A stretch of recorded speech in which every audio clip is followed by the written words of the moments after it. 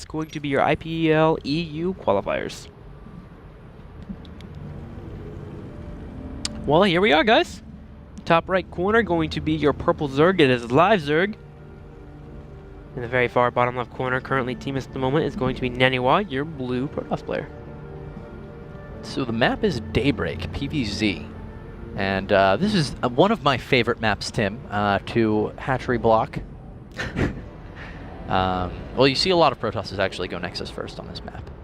And consequently, you know, just go for that hatch block, man. And suddenly they need to drop a forge, and it's a big mess.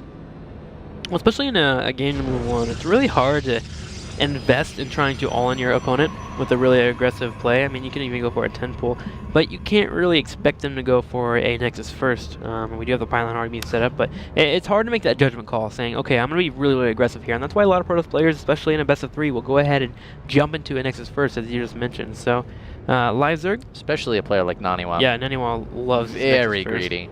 And he was a player that was forge expand or die. I remember in some MMLG tournament, every single game he went for a void expander and just kept dying, and eventually just fell out of the tournament. But with that being said, he does have a probe scout heading straight to the main, and we'll get an idea of what live Zerg is going for. And this is the early game shenanigans you see in PvZ. Can I get my hatchery down? No, I can't. I'm just going to go ahead and get a pull down, deal with the probe a little bit later on. All right, so, oh no, that was a 15 pull, excuse me. Coming out of live Zerg. And of course he's going to try to follow up with, as you said, that quick pull. Should send his drone down nice and early, any second here in all reality. Looking on the minimap and waiting for it. There it is. Coming down, because you don't want to come down when you're already set to build your hatchery. You need to get some damage in on the probe first. Look at this little square here. Now. This is really cool by NaNiwa. It actually forces live Zerg to micro really hard here to get damage on that probe. Yeah. Because it actually circumvents in a full circuit that drone would actually just sit doing a circle the whole entire time and never attack if it was just auto attack. That's really cool, actually, from NaNiwa. Nice precision, actually, just landing that perfect little square there. But with that being getting that probe out of the way, it looks like from here live Zerg will get that hatchery down, and now we go into the wait for a 6-minute timing, 6 to 8 minute timing after we get the natural down. We wait 6 more minutes, and around 9 to 10 minutes, we'll actually finally have some kind of aggression coming from NaNiwa. Now the question is, what does he plan to go for? We've seen him do a lot of Phoenix play, actually. He really enjoys his Phoenix play. And it comes down to a testament of his micro and how well he does engagements. But we'll see if he can go for that route. Daybreak is a map that you can pull off Phoenix play. No, it's completely true. And he's going to have a lot of options that are going to honestly all be completely viable for him. NaNiwa opened with Nexus first, as we were speculating. And you know, one of the great things about Nexus first is you're just so you're so economical in the early game. Your timings can all be, you know, good 20, 15 seconds faster. So with that said, I'm going to be curious to see what he opts to go for here, man. Daybreak, you said it's more and more we see players, you know, going for players, or builds, excuse me, that actually aren't the stereotypical best builds for that map, because players are getting so good at dealing with things like Phoenix on Daybreak that they're not expecting things like a Mortal Sentry all in here. Well, I think now we can say people are Mortal Sentry all in after our cast on Monday, but yeah, you're right. Like, the plays that... Well, that's what I'm saying. We're seeing more players do that, actually, because, I mean, I remember with Kevin discussing how, you know, nobody who Mortal Sentry all-ins on Daybreak because it's just too big, it's too easy to counterattack your opponent. And suddenly we're actually seeing players do this because nobody was ever doing it, and so now it works. Well, Lings are going to be poking down the probe. That just scalped that third, by the way. So NaNiwa is aware of what exactly his opponent's going for. He has started +1. Do we have a third and fourth simulator yet? Should have one within the next 30 to 40 seconds, depending on what build we're seeing from NaNiwa. He actually started +1 before he started Warp Gate, and that actually does lend itself a little towards a Mortal Sentry all-in. It also can be things like a +2 Blink Stalker all-in at 10 minutes. But I don't see too much of a purpose for NaNiwa to all-in here, unless it's like the Immortal Sentry all-in, which is such a reliable, effective all-in build, you know, as long as you're on your game. Because NaNiwa is going to be the favorite player here, let's be honest. So if he plays this pretty conservative or, you know, pretty standard, he's more likely to win than if he really mixes things up. Well, we do have the third and fourth guess finally being tossed down. Robo is on the way. Yeah. Will he mix it up? +1 is about 30% done. Has not been chrono boosted. He's going to be using that chrono boost very, very soon. Most likely to be used on top of this robotics facility as soon as he does have the energy available for it. And well, now we just wait and see if that's the plan he's going for. He has queued up a sentry. Stalker is in the middle of the map. Lings are chasing it down, but no speed is actually even on the way for LiveZerg yet. He's actually moving straight into Evolution Chamber. Wants to get that +1 down. We've been seeing a lot of Zerg players having a bit of success here with getting +1 out as quickly as possible to deal with these aggressive pushes that are coming your way. +2 should be queued up immediately right after this for NaNiwa, and it looks like he is most likely going for this Immortal Sentry on. As you mentioned, we need to see how many gateways he can put down after this pylon does finish up. Yeah, Daybreak, you know, it's a big map. It's going to take you a while to get your pylon across the map. He did open Nexus first, so this build could move out around 9 minutes, but he's actually going to start up armor here.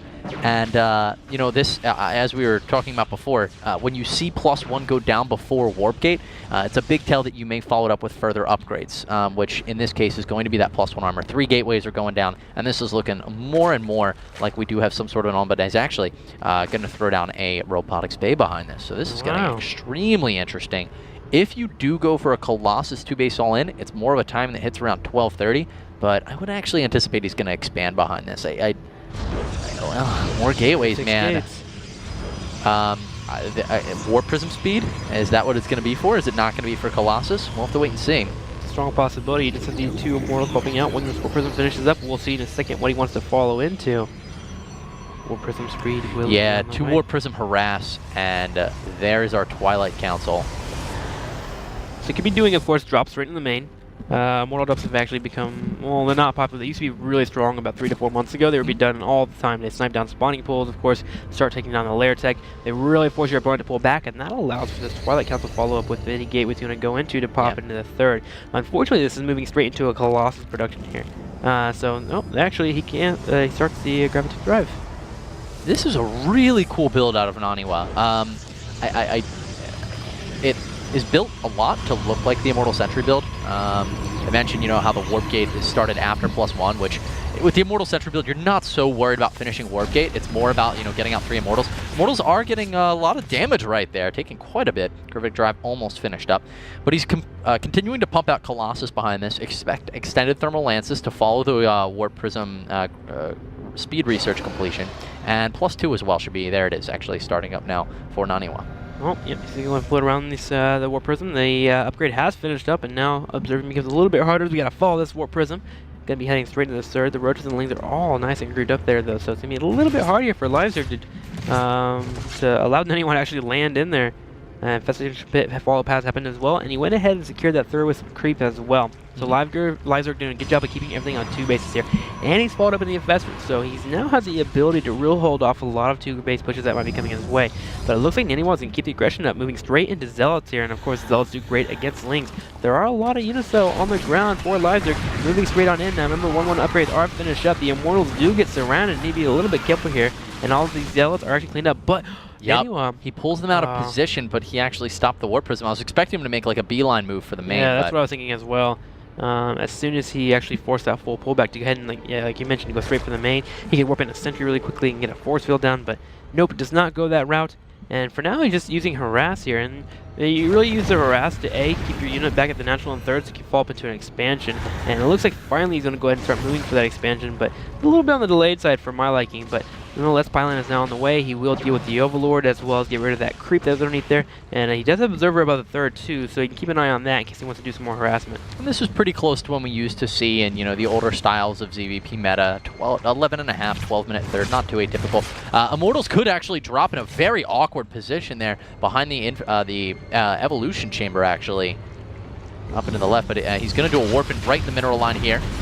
LiveZerg responding immediately to this pressure, doing a good job just being all over the map, keeping tabs on that Warp Prism. He has good Overlord coverage, actually, to be honest with you. You can see at any point to where this Warp Prism does enter in. He actually does force a cancel on a few of those units as well. And it looks like the Infestation Pit has finished up. He's trying to land a fungal, misses the fungal just misses barely. Again. It's getting very, very weak there, but 2 missed fungals is a very strong missed opportunity. The Queens were there, so they could have sniped it. On that Warp Prism, it's pretty low, yeah. If he would have gotten a fungal, that would have been killed off immediately. But he has started to get his third nice and set up here. He's waiting for this creep to pop off, and there we go. We'll finally expand. Very late expansion. Even back in a good 6 to 8 months ago, a normal expansion time is like 12:30, 12:45. Yeah, he tried to move out at the normal time, and then there was an Overlord there. Yeah, and that slowed him down a good hefty amount, and this allows LiveZerg to get aggressive here. moving straight into Roaches and Lings, has Corruptors on the way. Also already moving into Broodlord. He's really doing a good job of macroing up. He's got a 4th expansion already up on the way, and now with this 3rd aggression coming, he might be able to force a cancel on this Nexus. Yeah, we'll see what he can do. NaNiwa, of course, does have quite a Colossus count, but he does not have extended thermal lances, notably. That's a research that he has neglected. His ground upgrades are fantastic, though. He's got +1 armor, +3 weapons on the way, so he's at 2-1. And here comes Live Zerg's attack. NaNiwa is in position to defend this quite well, as we were saying, though. No, he's only got a couple of sentries in this thing. There we go, going to join Stratton in. A lot of Stalkers here to deal with the Corruptors. And he actually has some Stalkers in the top left corner, so the Corruptors are actually doing a lot of damage to this. Yeah, but they're all dying.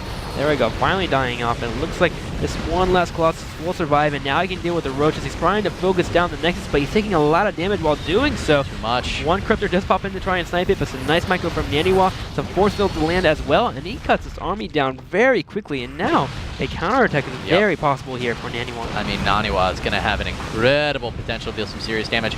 No focus fire out of Live Zerg on the Colossus, sitting around 100 hit points, though. That was a little bit of an error. That thing, I was actually at 60 between its shield and its HP. NaNiwa definitely could have lost that Colossus. It would have been huge for Live Zerg. And he gets his weekend Wheel Prism that he kept alive earlier to go ahead and warp in a few more units. Currently at 155 supply.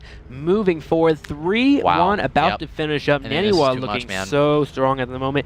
Really needs one that upgrade that's on the way to Glands, or at least Google to deal with this competition. Corruptor gets sniped off right away. This 4th base is in trouble, and at least the Stalkers are poising in position to deal with them. And I like how he brings Stalkers up to A, see if an Infestor is going to be coming very soon. He can blink away, but his Colossi never get caught. Yeah, that's actually a really cute maneuver. Infestors, of course, are a really good way to shut this down, but here comes the push out of Live Zerg, and he definitely has inferior upgrades. As it's showing right now, these Stalkers taking forever to fall. The Colossus will be sniped, though, by some Roaches in the back. That's very nice for Live Zerg, but it's still a huge Stalker count sitting here that I don't know that he can contend with. 40 Lings on the way right now, but so much of Live Zerg's supply is actually in drones. Yeah, at this point now, there's just way too many Corruptors in the air, and there's no Colossi for him to snipe. As you mentioned, now it's just pure Immortal against Roaches and Lings that are popping out. And he starts to get some Zealots finally mixed into the competition, and he's just going to go ahead and kill everything off. The Corruptors trying to sit above the Stalkers to try and get rid of some DPS, but NaNiwa doing a good job of controlling everything, blinking back, as you can see, as his units do get weaker here, and he is dealing with his Roaches very nicely. Lings are popping out as well. Queens are here in the middle as well. He's about to have a reinforcement, but never mind, more Stalkers do join up as well, and it looks like Live Zerg has just left the game. Unfortunately, hit the wrong button. He must have in-game hotkey to the G or something. Well, that was a pretty crazy game, man. NaNiwa opened with that Immortal Harass that really did nothing. Live Zerg looked to be in a great position. Yeah. I mean, he even delayed the expansion out of NaNiwa, but he really overcommitted to killing that Nexus. He killed one Colossus, and that's it. See, the problem with Stalkers too, but he lost every Corruptor. The problem with that is he was moving up the tech chain. He was moving to Hive. He was moving towards getting into Broodlords. So at that point, he wasn't having a reinforcement route. I could see maybe if he was reinforcing those units by going to the Nexus, like he really wanted to all in that Nexus and prevent it from happening. Yes, if he had his 4 bases constantly turning Roaches out, then yes, it'd be worth it for him to kill it. It was a 13-minute Nexus. Yeah, so he was... I don't really need to snipe it that bad. If it's an 8-minute Nexus, I mean, kill that thing. But I don't know. That's unfortunate for Live Zerg, man. He's going to be down 0-1 right now versus NaNiwa. Guys, we're going to cut to a quick commercial break. I'm Kibbles. And I am Robin. We'll be right back in a few seconds.